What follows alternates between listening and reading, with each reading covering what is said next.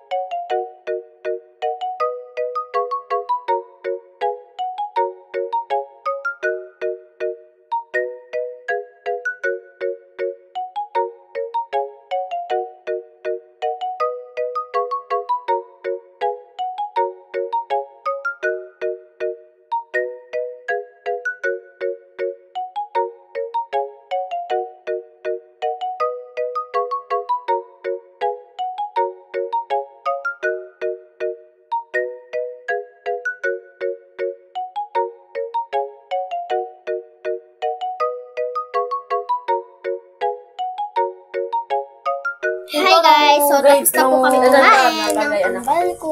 Wow, pera. Ayan, kakain ako ng candy. Hati muna tayo dito.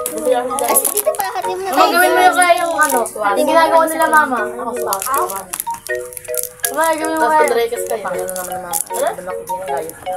Hayop ako. Sa! Sa'yo hayop na ako. Sa! Gawin natin yung ano. Ay, Yung ako ano. kasi, Wala ko pa Ay, hati yung kapatid. Subaan ako, subaan kita. Oo, tayo na tayo. Ikaw, kasi ko. Kasi ko. Sa kanila. Wala kasi sabi ko, kung dapat ikaw na.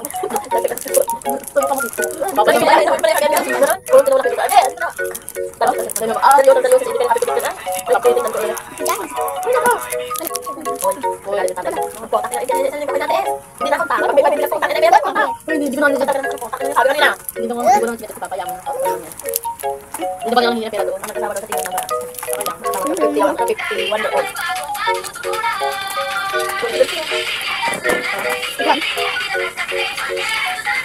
Mas bago mamangin naman sa Ayun na nga guys, tapos na po kami kumain ni Mucha and dito na nga po pala kami mag-end ng vlog. I-update na lang po namin kayo sa susunod part 2 namin. Tapos Kapag pa yan. may part 2 po ito, may part 2. So, hindi ko lang muna ipapost kasi nga susunod na lang yung siguro. So, abangan nyo lang yung part 2. So, dito na po mag-end yung vlog. Comment ulit kayo kung sana magka-part 2. May part 2 tayo. Huwag kayo mag-alala, di ba? I-part 2 kami kasi bitin naman. Alam naman na bitin kasi nga nagkain ng kanin tapos yun lang, di ba? OA, di ba?